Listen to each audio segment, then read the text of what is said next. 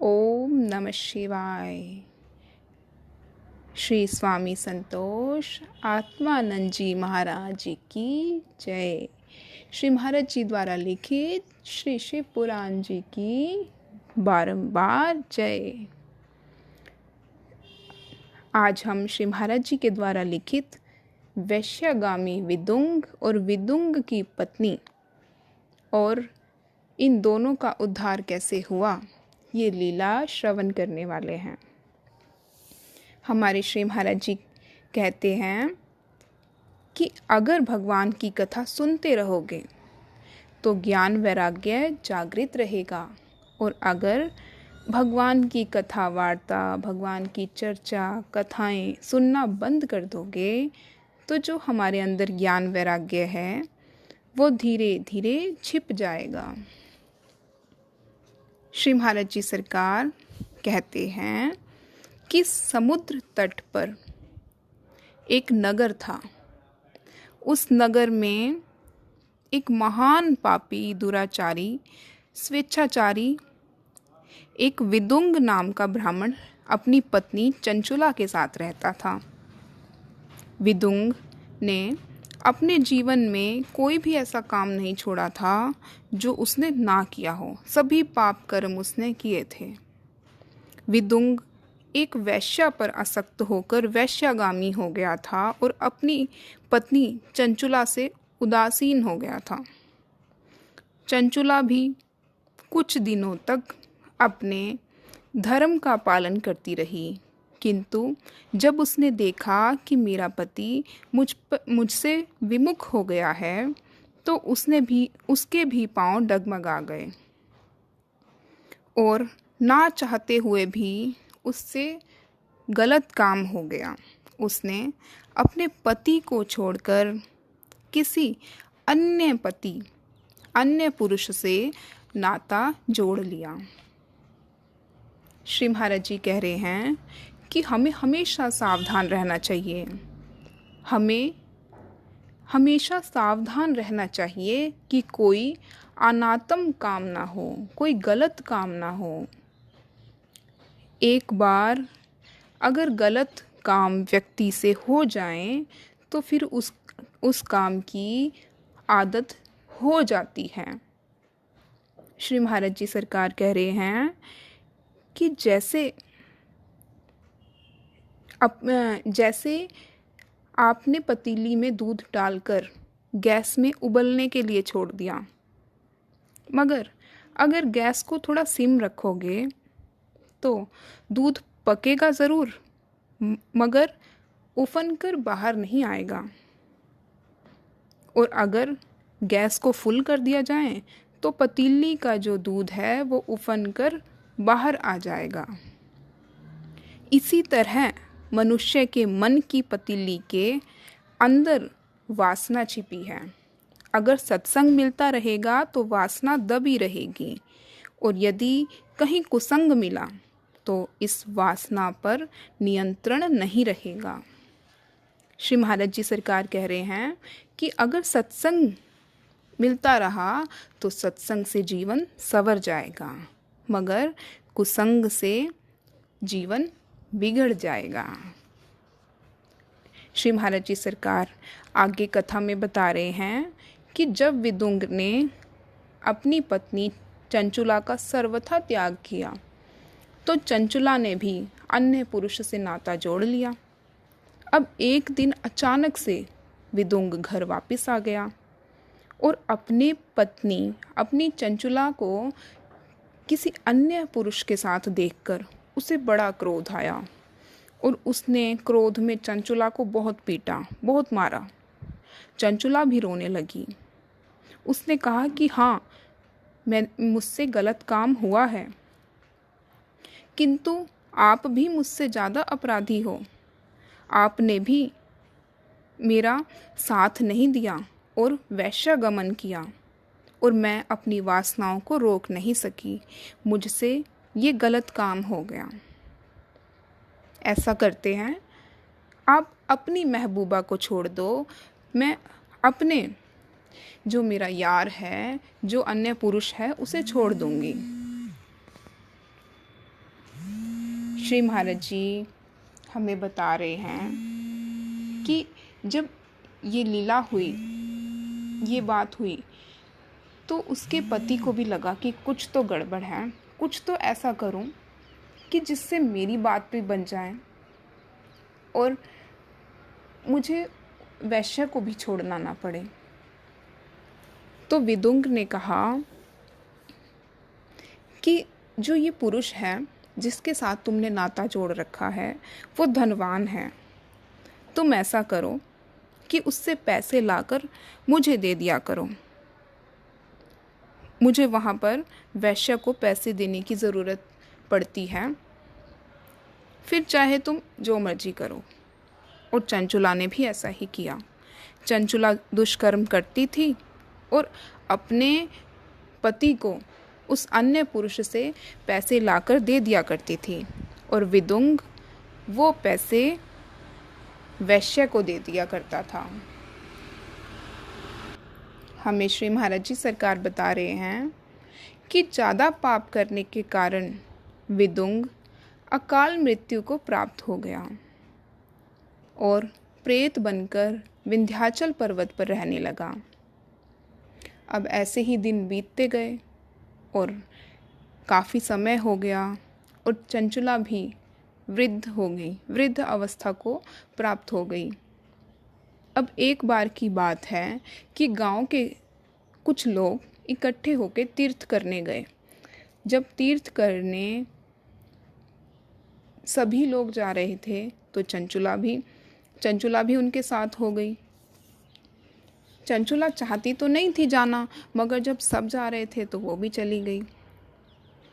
और जहाँ पर तीर्थ करने गए वहाँ शिव पुराण की कथा चल रही थी। सभी ने तीर्थ स्थान पर स्नान किया और शिव पुराण की कथा सुनने लगे।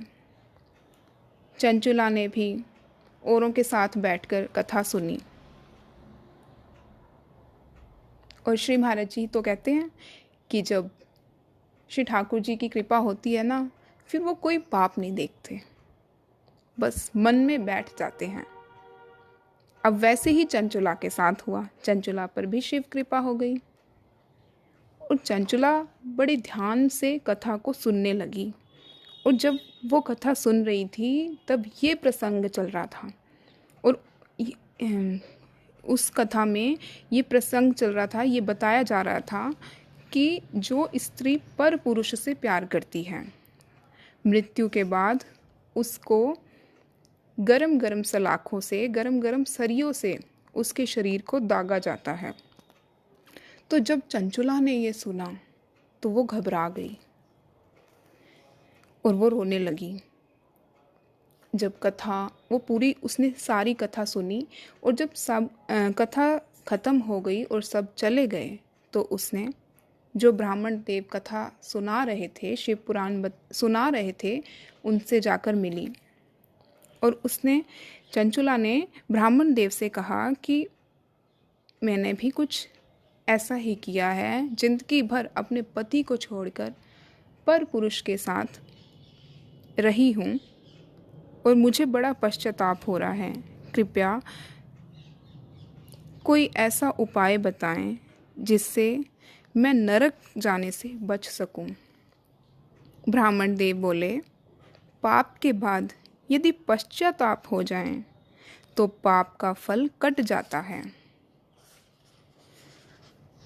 श्री महाराज जी सरकार कह रहे हैं कि जब इस प्रकार चंचुला को पश्चाताप हुआ तो ब्राह्मण देव बोले कि तुम ऐसा करो, अब तुम्हें पश्चाताप है तो अब तुम सारी शिव कथा सुनो।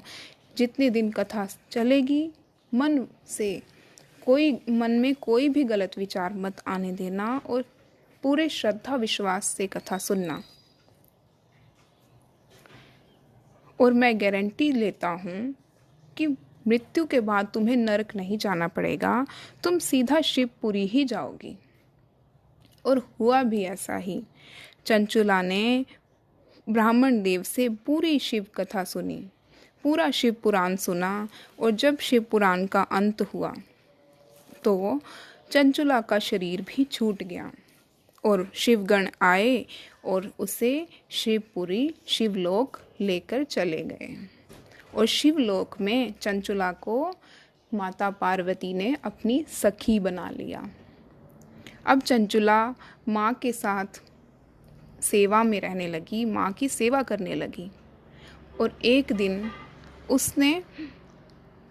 चंचुला ने माता पार्वती जी से पूछा कि माता, आप तो करुणामयी हैं, आप तो दयामयी हैं, आप तो जगत माता हैं, कृपया करके मेरे पति के बारे में भी बताइए कि वो कहाँ पर है, किस स्थिति में है। उसने भी बहुत पाप कर्म किए हैं, उसका भी उद्धार कीजिए। माता पार्वती ने कहा, श्री महाराज जी सरकार कह रहे हैं कि जैसे टीवी चलता है ना, वैसे ही श्री माता ने वो सारा दृश्य दिखा दिया कि उसका पति कैसे प्रेत बनकर विंध्याचल पर्वत पर रह रहा है। ना दिन को कुछ खा पाता है, ना रात को सो पाता है। उसका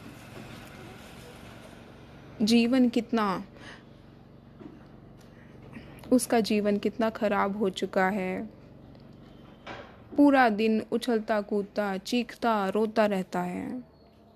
ये सब देखकर चंचुला की आंखों में आंसू आ गए और चंचुला ने माँ से अपने पति का उद्धार का कारण पूछा कि किस तरह इसका उद्धार हो।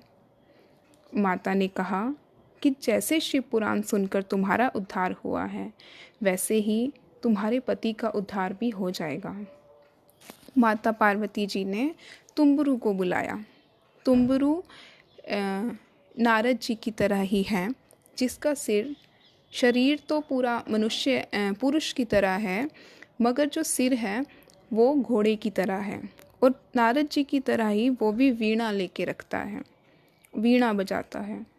तो माता ने तुम्बुरु को बुलाकर आदेश दिया कि तुम चंचुला के साथ विंध्याचल पर्वत पर जाओ और इसका पति प्रेत बनकर वहाँ बहुत कष्ट पा रहा है, उसे जाकर शिव पुराण की कथा सुनाओ ताकि वो प्रेत योनि से छूट जाएं। तुम्बुरु विंध्याचल पर्वत पर गया और वहाँ पर शिव पुराण सुनाने लगा। वहाँ पर 11 दिन तक शिव पुराण सुनने के बाद विदुंग की जो आत्मा थी वो प्रेत योनि से छूट गया और उसकी आत्मा ने भगवान शंकर की तरह दिव्य रूप पा लिया। अपने पति को भगवान शंकर जैसे रूप में देखकर चंचुला गदगद हो गई और विदुंग ने शिव पुराण जी को प्रणाम किया। विदुंग ने अपनी पत्नी चंचुला से कहा कि धन्य हो तुमने मेरे उद्धार का उपाय करके मुझे शिव रूप ही बना दिया, तुम धन्य हो। चंचुला और विदुंग फिर दोनों ही शिवलोक आ गए और चंचुला फिर से पहले की तरह ही माता पार्वती जी की सहेली बनकर रहने लगी और भगवान शंकर ने भी विदुंग को अपना पार्षद बना लिया और अपने ही पास रख लिया। श्री सूत जी सौनकादिक ऋषियों से कहते हैं कि यदि पूरी श्रद्धा और एकाग्रचित होकर शिव पुराण की कथा सुनी जाए तो महान से महान पापी भी शिव पुराण सुनकर शिवलोक को ही प्राप्त होता है। बोलिए शिव महापुराण जी की जय। हमारे सद्गुरुदेव सरकार की जय। ओम नमः शिवाय।